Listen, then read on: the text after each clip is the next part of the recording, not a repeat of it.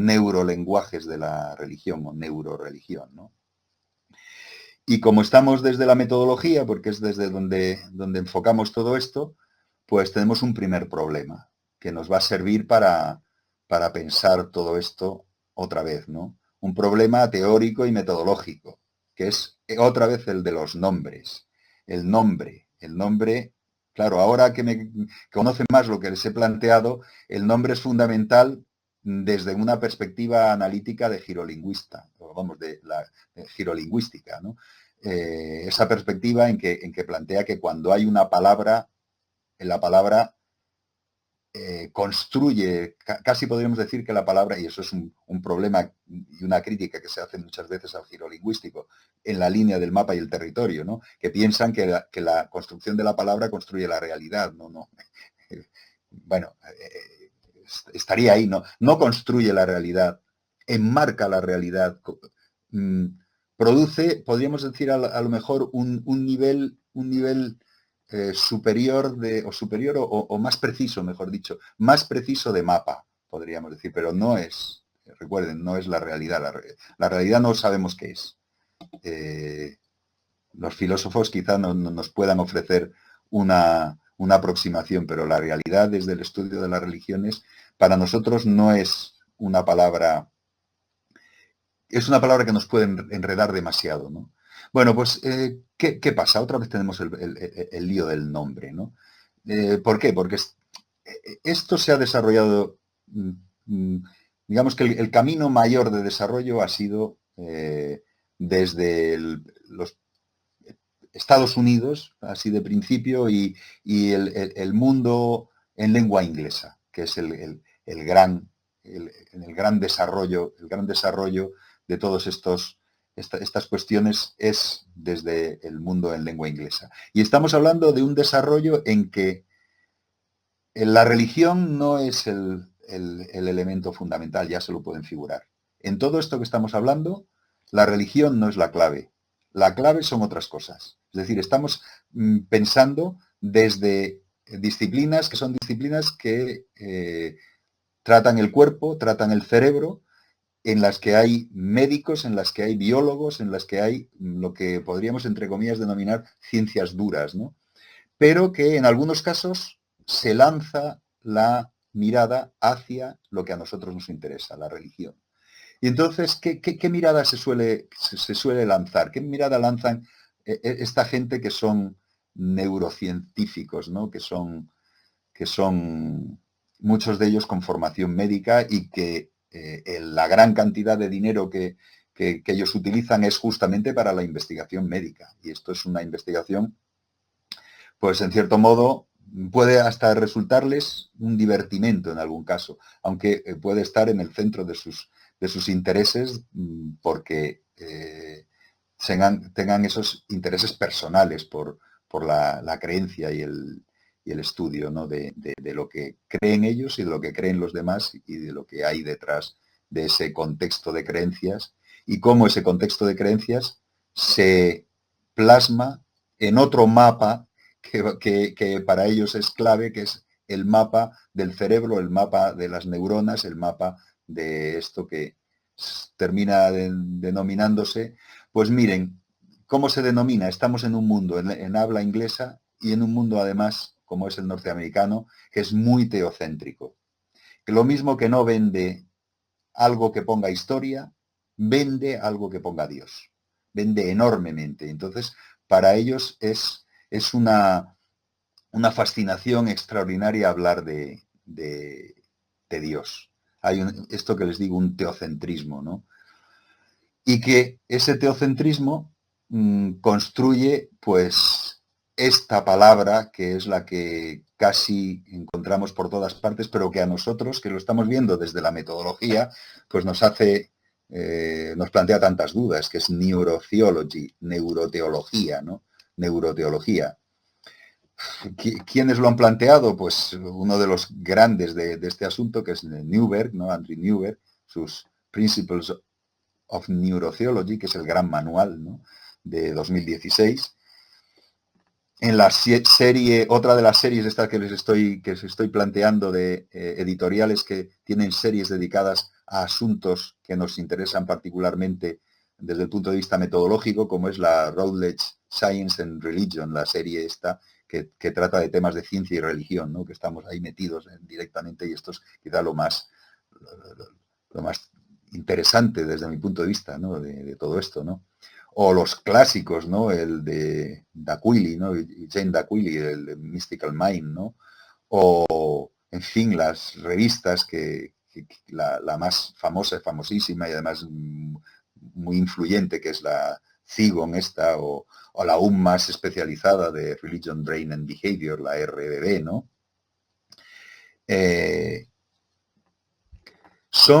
D'Aquili, por ejemplo, es muy claro en este planteamiento, ¿no? ¿Cómo llegó a las neurociencias estas? Pues llegó desde unos estudios que plantearon cuando todavía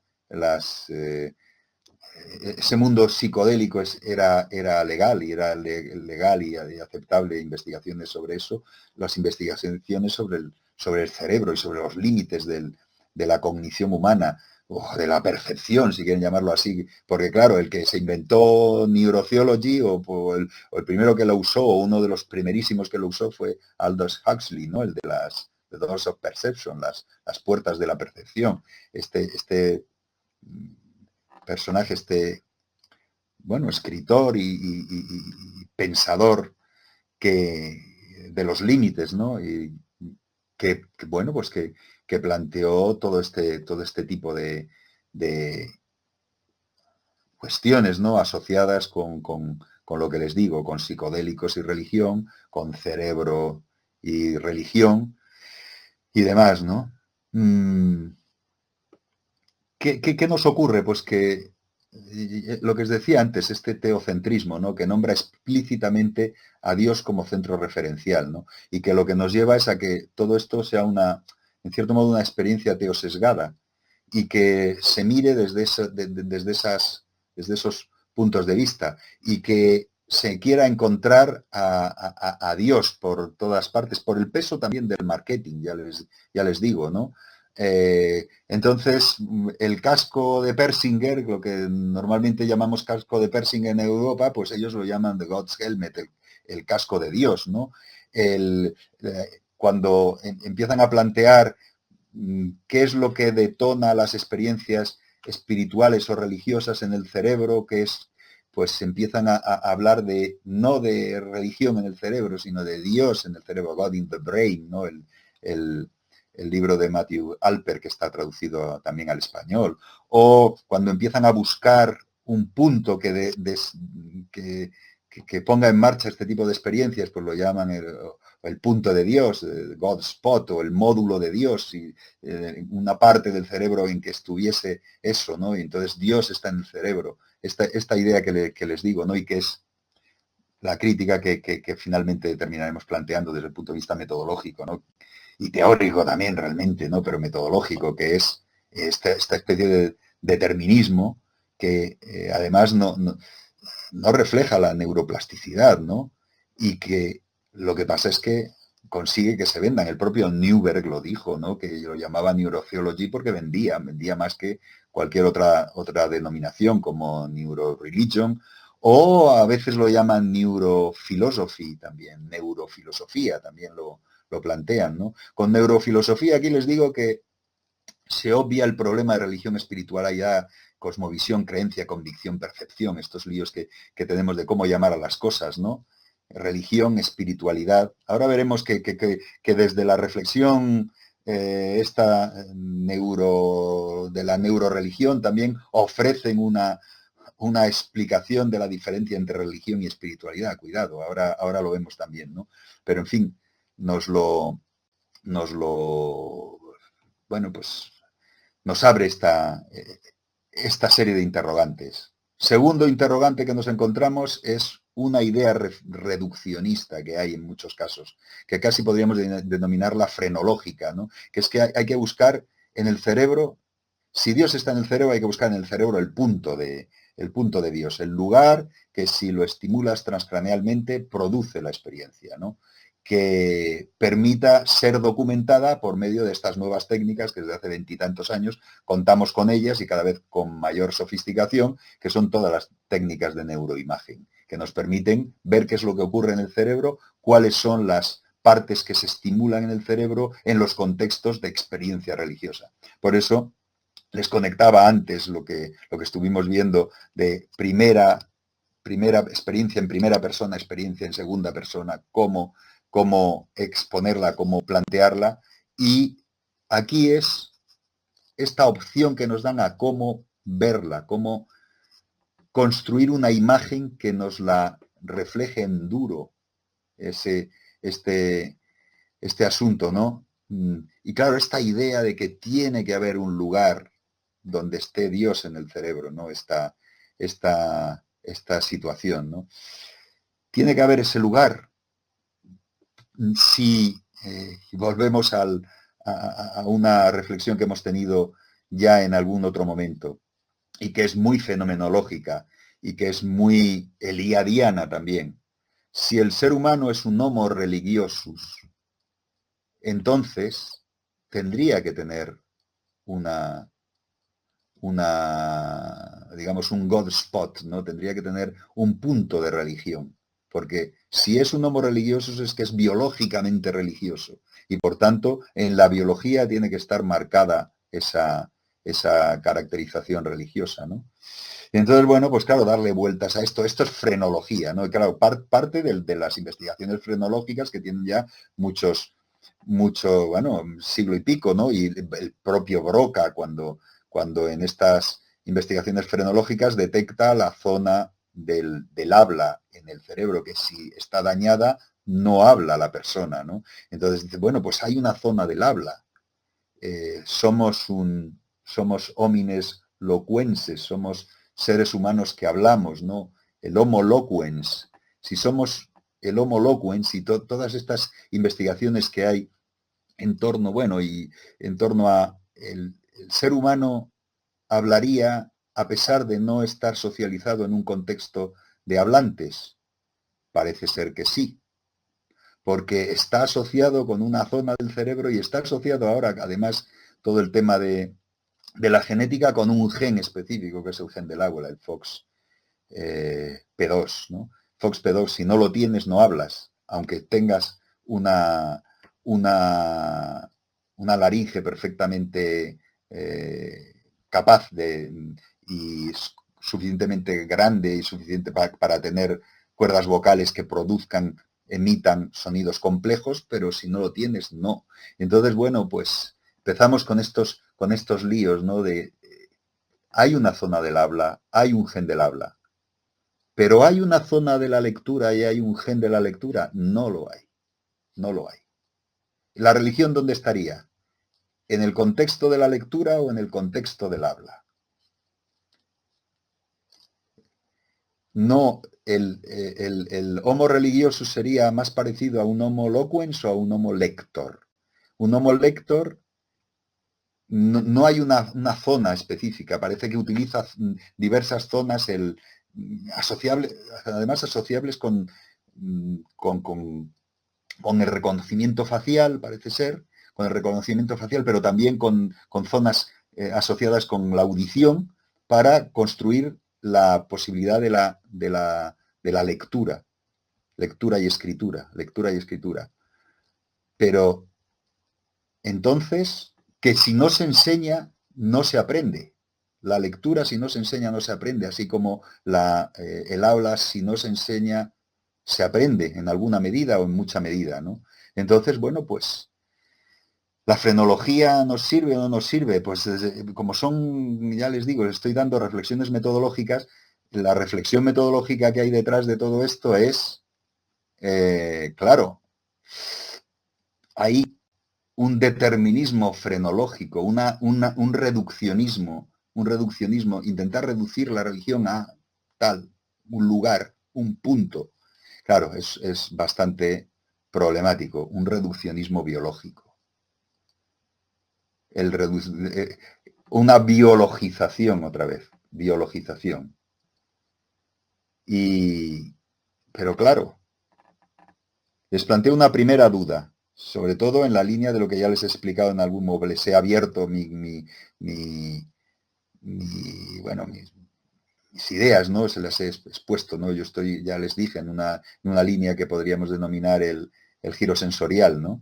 Entonces, la religión se puede ubicar en un solo lugar cuando es tan complejas, las manifestaciones religiosas son tan extremadamente complejas. Tendrían que afectar a diversas áreas cerebrales, porque se manifiestan por medio del sensorium y por medio de muchos sentidos asociados. Muchos sentidos asociados, no solo el del propio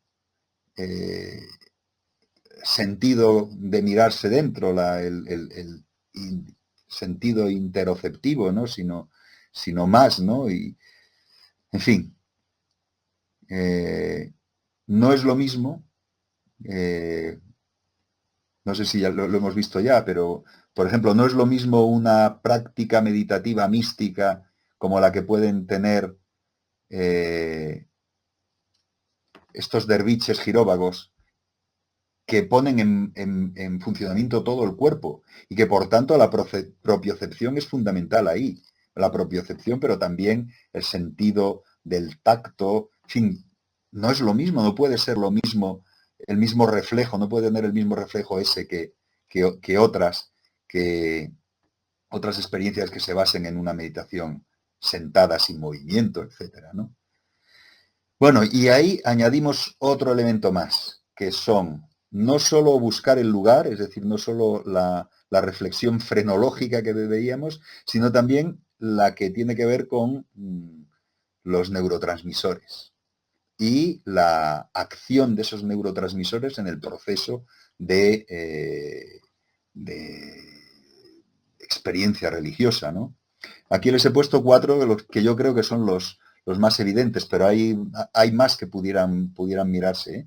Los 4 más evidentes son neurotransmisores que en la acción religiosa, ya sea meditativa o ya sea del tipo de otro tipo, se ponen en marcha en mayor medida, ¿no? Por ejemplo, la serotonina. La serotonina, que tiene que ver con el sistema parasimpático y que tiene tanta importancia en los estados de calma, que son característicos de la meditación, que son característicos también de la oración. Entonces, la acción de la oración, fíjense, desde estas posibilidades que nos ofrece la neuroreligión, podemos analizar la acción de la oración como una puesta en marcha del neurotransmisor serotonina. Pero también pudiera la acción de la oración, cuando es una oración de un tipo, que es una oración de vínculo, por ejemplo, cuando son oraciones que se vinculan con pues una figura específica, un dios o lo que fuera. En algún caso también podemos encontrarlo con un maestro, con la gurukula en el mundo indio, esa adoración al maestro. Pues se puede poner en marcha otro neurotransmisor que es potentísimo en los estados de vínculo, que es la oxitocina, y que potencia las experiencias de unión. Entonces ya la oración no te lleva solo a que se potencie la acción de la serotonina, pero también pudiera en algunos casos, cuando hay esa oración devocional asociada con un vínculo, con un Dios, por ejemplo, en las formas estas que son de oración muy personal, etcétera, pues oxitocina, o los estados placenteros asociables con la práctica religiosa, que potencian las endorfinas, ¿no? Los estados de proximidad a la muerte, también con la potenciación de este tipo de neurotransmisores que llevan a tener unas experiencias, pues estas que llaman near death experiences, las experiencias de cercanía con la muerte, ¿no? Que producen pues unas narraciones que son unas narraciones fascinantes, ¿no? Y que, bueno, pues hay toda una literatura dedicada, toda una bibliografía dedicada a desarrollarlas, ¿no? Y a plantearlas. o, bueno, endorfinas también en ceremonias de saturación sensorial, que algunas veces ocurre. Fíjense cómo puede ser una ceremonia de saturación sensorial, cuántas partes del cerebro puede poner en marcha. Es decir, si tú intentas hacer una imagen de un cerebro en plena saturación sensorial, pues yo qué sé, pues tiene que haber muchas zonas del cerebro que están especialmente activas. ¿Cómo va a haber un punto, un God spot, ¿no? Si se mueven tantas cosas, ¿no? Ceremonias de saturación sensorial, pues por ejemplo con la música, en las experiencias, en las ceremonias pentecostales, en las cuales se pone un sonido fuertísimo, ¿no? Y que mueve en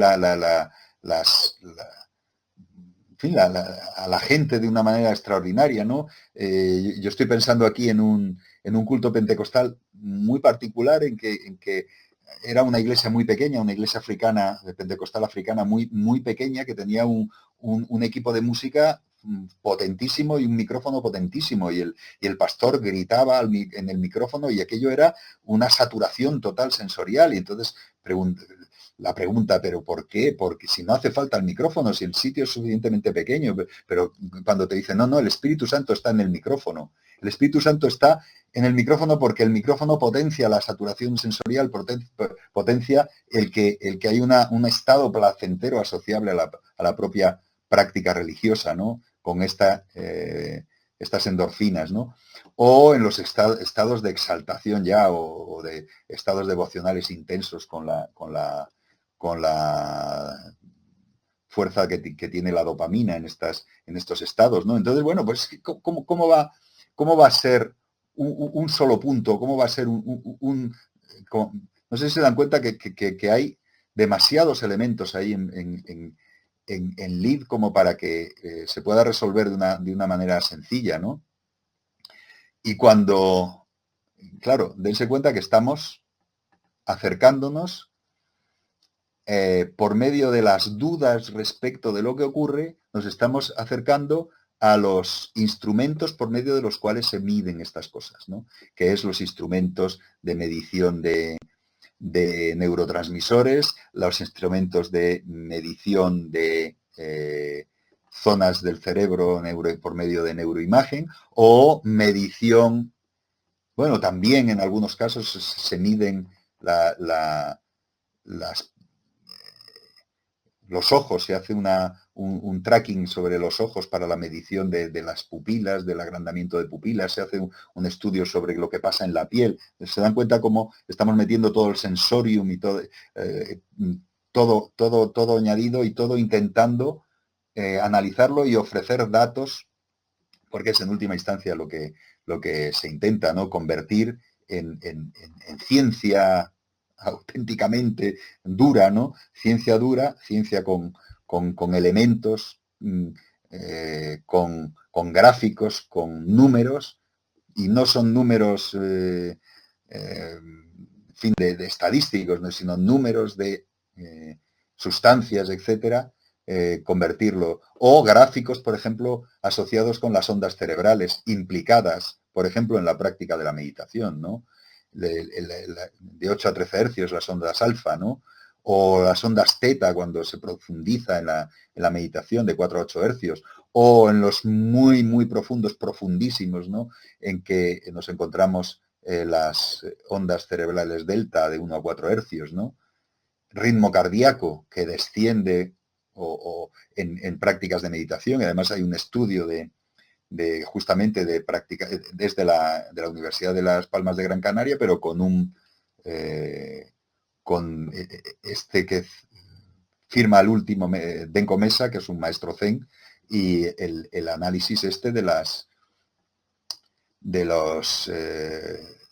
dinámicas de ritmo cardíaco en niveles diferentes de meditación zen, dependiendo de si son meditadores recientes o son meditadores con más práctica, ¿no?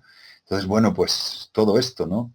Técnicas para la documentación, que es lo que estamos viendo, la documentación de este tipo de cuestiones, además de, por supuesto, la imagen por resonancia magnética funcional, que es la la gran estrella, porque además nos ofrece pues lo que todos queremos, ¿no? Ese mapa, esa imagen, ¿no? Esa imagen para, pues claro, además de eso, datos fisiológicos del sistema cardiovascular, del sistema respiratorio, de todo esto, ¿no? De la actividad de las glándulas sudoríparas, ¿no? Y demás, y la acción de estimulación transcraneal, también magnética transcraneal, que puede intentar potenciar lo, esa idea que les decía de los puntos. Bueno, después de esta pequeña presentación, vamos a meternos en temas más desarrollados para que vean por dónde van los caminos de la neuroreligión, ¿no? Y algunas, y también por detectar los problemas metodológicos, que es lo que estamos intentando ver. Después de tantos giros que hemos visto antes, de repente nos hemos encontrado directamente con la biología. Después de tanto giro y tantos asuntos así muy complejos, filosóficos y de reflexión, nos encontramos directamente con la biología pura y dura, ¿no? Bueno, pues si les parece, uno de los primeros y de los más chocantes fue Michael Persinger, ¿no?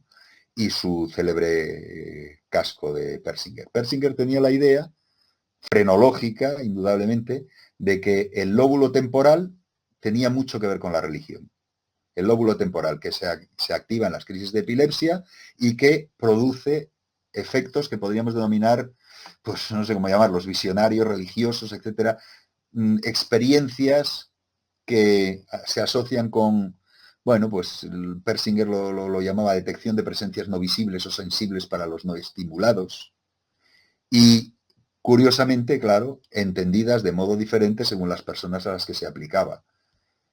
A unos veían unas cosas, o sentían unas cosas, o sentían unas cosas, esa mezcla de sensorium que tenemos ahí en la... Que tengan en cuenta que es una estimulación transcraneal, esto que hemos visto, lo último que hemos visto, estimulación magnética transcraneal, por medio de un casco, que era como un casco de moto o algo así, que tenía toda una serie emitía una serie de impulsos en la zona del lóbulo temporal. Aquí es muy interesante uno que hemos citado en otro de los días, Dawkins, ¿no? Uno de los neoateos, de los nuevos ateos, que replantean el estudio de las religiones desde una posición directamente atea, ¿no? Y Dawkins, ¿qué es lo que hizo? Pues pasar por el casco, por la experiencia de Persinger, la estimulación del lóbulo temporal. Dice que se relajó, pero nada más. Él no tuvo experiencia, no tuvo esas presencias no sensibles, etcétera, etcétera, ¿no? Y entonces, para él, ¿qué es todo esto? Pues para él serían ilusiones, constructos de lo imaginario, espejismos o delusiones, que es como se llama su libro, Delusiones, ¿no? Que él lo llama para vender, por supuesto, The God Delusion, ¿no? Para vender tienes que poner a Dios, ¿no? Bueno, pasamos a otro que es también ha sido muy famoso, las monjas carmelitas, ¿no? De Beauregard y Paquet, ¿no? El estudio claro, con problema metodológico del estudio de Paquet, que estaban intentando detectar las diferencias que se producen por medio de neuroimagen, es decir, en el cerebro, ¿no? Por medio de neuroimagen, las diferencias que se producen cuando se está viviendo una experiencia que estas monjas denominan unión con Dios. Claro, estamos en pleno problema metodológico de una experiencia narrada en primera persona y denominada unión con Dios. Bueno, pues aquí ven en Neuroscience Letters de 2006, es el artículo, digamos, que todo el mundo cita. ¿Qué sacan en conclusión estos dos investigadores? 12 regiones en el cerebro activadas, así como emisión de ondas teta. que es lo que veíamos antes, porque es lo que hicieron, no solo neuroimagen, sino también detección de ondas cerebrales, ¿no? Problemas. Para cualquiera de las ciencias duras, el problema de la replicabilidad del experimento. ¿Cómo replicarlo? ¿Con qué otras monjas lo vas a replicar? Y los problemas también del grupo de control. Porque si estás trabajando como trabajan normalmente en investigaciones de estas de neurociencias, tienes que trabajar con un grupo, que es el grupo sobre el que actúas, y un grupo de control sobre el que no actúas. Y claro, y se plantean los problemas de la acción, como ocurre con los medicamentos, la acción placebo y la acción nocebo también, cuando te encuentras con que no le has dado nada y parece que le has dado algo que le ha sentado mal, ¿no? Entonces, todo este problema de la replicabilidad y cómo lo haces, ¿no? Cómo lo replicas. ¿Qué, qué puedes, a quién puedes poner que sea similar a lo que hacen las monjas carmelitas como grupo de control? Y los problemas de los grupos de control. Aquí tenemos uno que justamente es una investigación que se ha desarrollado en la Universidad de La Laguna con meditadores de una forma de meditación que es muy peculiar, que se llama Sahaya Yoga, que tiene, bueno, está por todo el mundo, en realidad, los grupos de Sahaya Yoga que derivan de una maestra de la India, pero la gran mayoría, o yo no sé, todos los que he conocido en Sahaya Yoga eran todos occidentales, ¿no? Todos eran, además específicamente yo los que he conocido eran europeos, ¿no? Entonces, bueno, y algún norteamericano.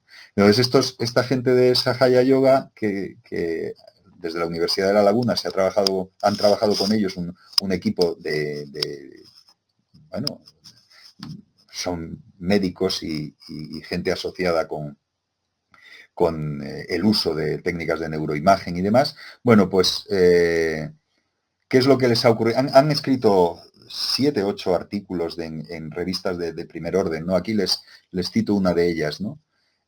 Por si les interesa. Bueno, ¿qué problema tuvieron? Pues con el grupo de control. Tuvieron un claro problema con el grupo de control y con el God Spot. ¿Por qué? Pues porque le hicieron las técnicas de neuroimagen con la meditación del Sahaya Yoga, que es una meditación además de carácter, pone en marcha Kundalini, es decir, de carácter tántrico, ¿no? Pone en marcha Kundalini como una fuerza que va subiendo a lo largo del canal central y demás. Y todo eso, bueno, pues usaron un grupo de control, hicieron el análisis de esta gente con neuroimagen y demás, sacan las imágenes y el grupo de control. Y lo primero que se encuentran es que hay una diferencia abismal y dicen, pues parece ser que esta experiencia lo que pone en marcha es zonas auditivas. O sea que como que estaría en esas partes del cerebro que están asociadas con la audición. Entonces, claro, críticas, porque es habitual, mandaron a una revista y uno de los referees, uno de los evaluadores les dice, pero vamos a ver, aquí ha fallado algo. Ustedes han hecho algo con los de Sahaya Yoga que no han hecho con los otros. Y entonces se dan cuenta, efectivamente, con los de Sahaya Yoga les habían puesto una música que es fundamental en la meditación Sahaya Yoga, o que se pone muchas veces en la meditación Sahaya Yoga. Y a los otros no le habían puesto la música. Con lo cual lo que habían visto reflejado era la música, no la acción meditativa. Entonces, claro, ya ven los problemas que se pueden encontrar, aunque luego en otros artículos, vamos, finalmente cuando salió el artículo salió con todo esto revisado y puesto adaptado adecuadamente, ¿no? Y no con cuidado en que en ambos grupos se hiciera hubiese una misma sensorialidad ambiental en una y en otra, es decir, que hubiera música en los dos, etcétera, etcétera, ¿no? Pero tuvieron ese problema, que es lo que les he querido plantear, que es un problema de carácter metodológico y que tiene que ver con lo que vemos, ¿no? Con la complejidad de encontrar puntos y la complejidad de ubicar zonas, ¿no? Bueno, otro tema estrella desde Eugene d'Aquili, bueno, porque a Eugene d'Aquili le interesaba el tema este de la mística antes, cuando hacía también las investigaciones con sustancias psicodélicas, porque claro, estaba muy asociado con la psychedelic experience, ¿no? Y todo ese misticismo de los años 60 y de, bueno, pues que asociaban textos religiosos con las experiencias que tenía esta gente con LSD y demás, y lo que les cuento, ¿no? Entonces, bueno, pues d'Aquili, claro, desde el principio, visto que no podía seguir con sus investigaciones con estas sustancias, pues empieza con las investigaciones desde las neurociencias, ¿no? Y claro, el problema que hay es que se intenta detectar la experiencia mística, las peculiaridades fisiológicas asociadas a la experiencia mística. ¿Y qué es lo que te encuentras con qué es la experiencia mística? Es la clásica pregunta que a nosotros desde, bueno, que llevamos planteándolo desde hace un buen rato, ¿no? De la enorme diversidad de las experiencias que podríamos denominar como místicas y la sensorialidad, la diversidad de la sensorialidad asociada con esas experiencias místicas, pues resulta que aquí se quieren entender como una sola, digamos que una sola manifestación en imagen, es decir, una sola manifestación a nivel cerebral para toda esa enorme cantidad de posibles modos de llegar a ello, ¿no? Claro, las bases neurales supuestamente asociables con tales estados pueden ser muy variadas. Lo que les decía antes, un derviche giróvago que pone en marcha todo el cuerpo, un chamán en trance, un San Juan de la Cruz o un Bodhidharma, que no sabemos si es un personaje legendario o no, pero este fundador del Chan, del Chan en China, del cual derivan las escuelas del Zen en Zen y otras escuelas en Japón y del Song en Corea y demás, ¿no? Y el Chen en Vietnam, pues Bodhidharma, que se dice que estuvo no sé cuántos años en meditación. Claro, esos diferentes corporalidades, diferentes manifestaciones neuronales, por mucho que quieras, ¿no? Bueno, esta es muy interesante, esta investigación, porque nos mete de lleno en un contexto complejo, que es la de Michael Ferguson y otros en la Universidad de Utah, ¿no? Sobre un grupo de mormones que entran en un estado que ellos denominan feeling the spirit, sintiendo el espíritu, ¿no? Y cómo lo hacen, otra vez, parecido a lo de las monjas carmelitas, por medio de neuroimagen, principalmente, ¿no? ¿Y qué es lo que encuentran? La activación de los centros de recompensa. Activación de los centros de recompensa. Es decir, que el feeling de spirit se evidencia a nivel cerebral en que sienten una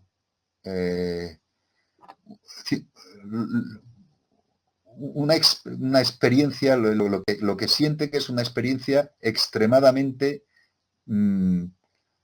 eh, placentera, podríamos decir, placentera, por eso, porque actúa sobre toda una serie de centros que también actúa igual si haces te compras un coche, te puedes encontrar en algo parecido.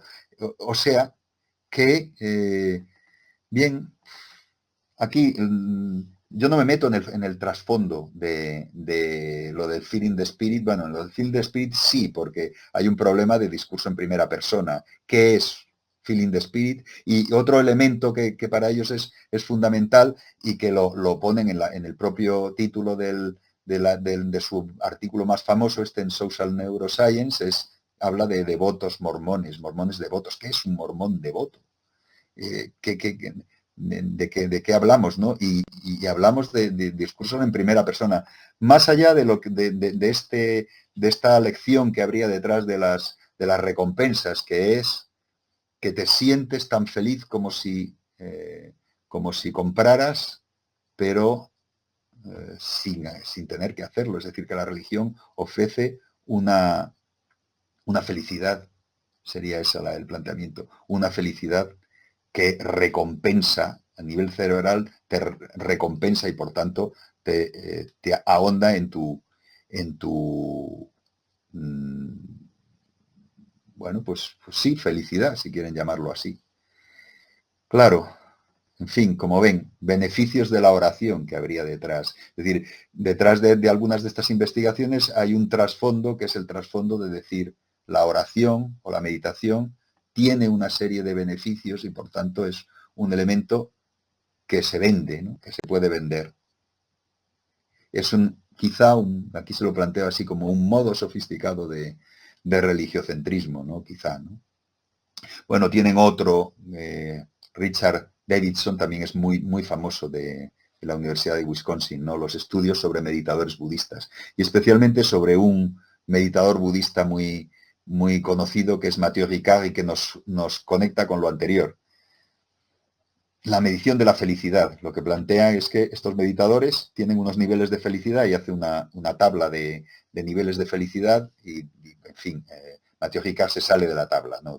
Totalmente de la. Y por tanto, ¿qué nos está planteando? Bueno, pues el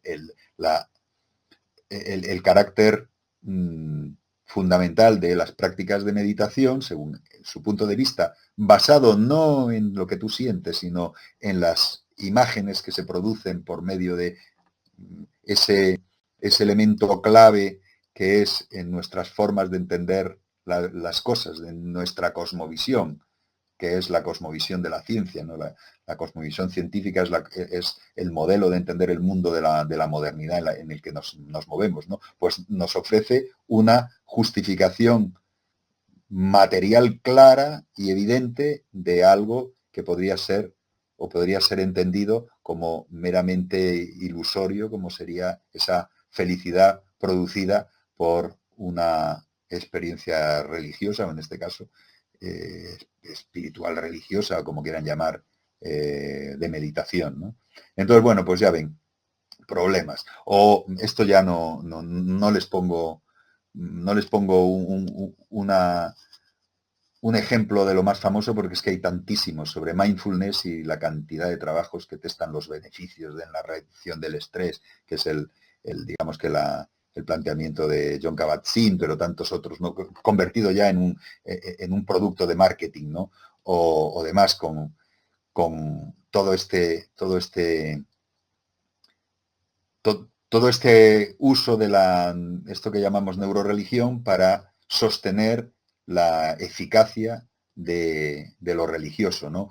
Y en el cambio en el propio cerebro, es decir, que las prácticas de este tipo transforman el propio cerebro, hacen que el cerebro más reptiliano esté mucho más controlado por el cerebro más frontal, ¿no? Por el cerebro más en esta especie de evolucionismo biológico que siguen, pues con el cerebro más evolucionado y por tanto la gente que medita y que medita durante un cierto tiempo tiene unos cerebros que parecen más evolucionados que los cerebros de la gente que no lo hace, ¿no?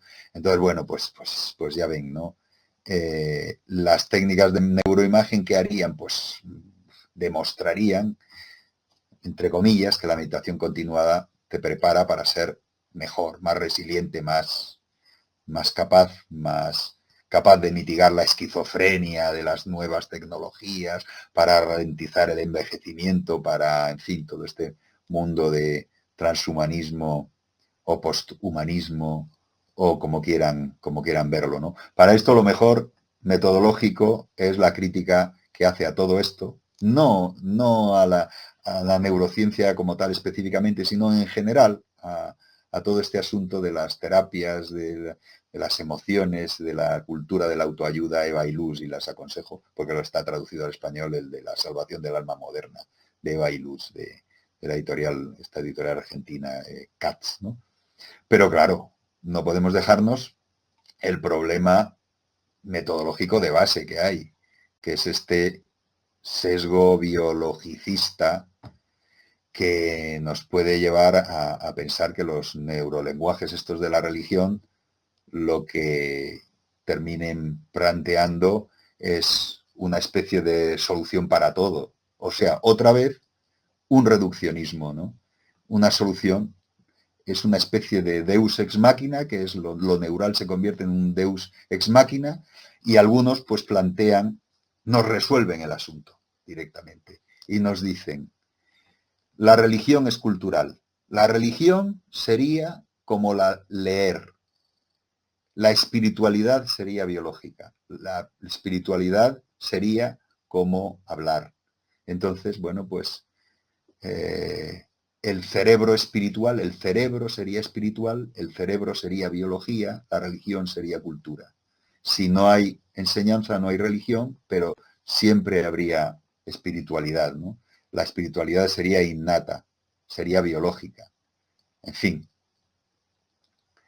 el cerebro espiritual, si les interesa, Francisco Rubia tiene un libro que se llama El cerebro espiritual. Aquí les pongo alguna bibliografía al respecto.